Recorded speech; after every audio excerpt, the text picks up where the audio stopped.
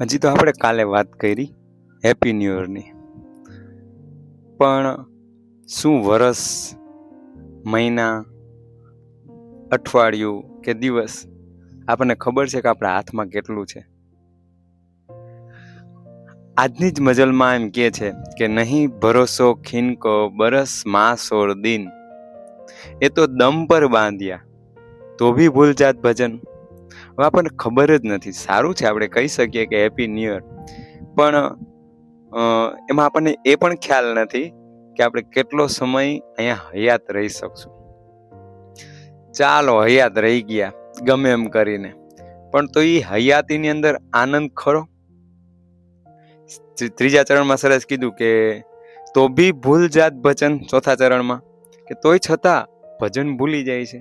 ભજન એટલે એવું નથી કે આમ મંજીરા લઈને બેસી જાવ. ભજન એટલે મારો આનંદનો સ્ત્રોત.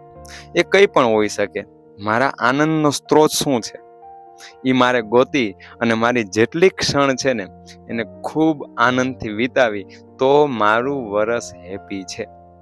નકર કદાચ આવા કેટલાય વર્ષો કાઢી નાખશું પણ જો એની અંદર આનંદ જ નથી છુપાયેલો તો ગયા. એટલે મારો સોર્સ, આનંદનો સોર્સ શું છે ને એ મારે એક તૈયાર રાખવો પડે. ખબર હોવી જોઈએ કે મારો આનંદનો સોર્સ મારા સદગુરુ મહારાજના ચરણ છે. મારા આનંદનો સોર્સ સેવા છે.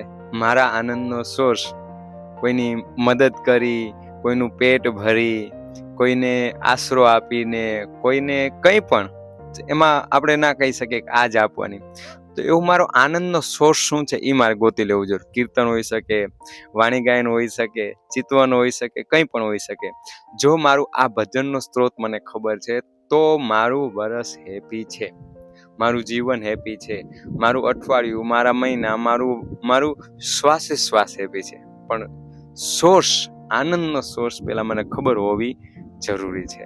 તો બધાને નવું વર્ષ મુબારક. પણ એ નવા વર્ષમાં સાથે સાથે આનંદનો સોર્સ જેની પાસે છે એને મુબારક. રાજી રાજી પ્રણામ.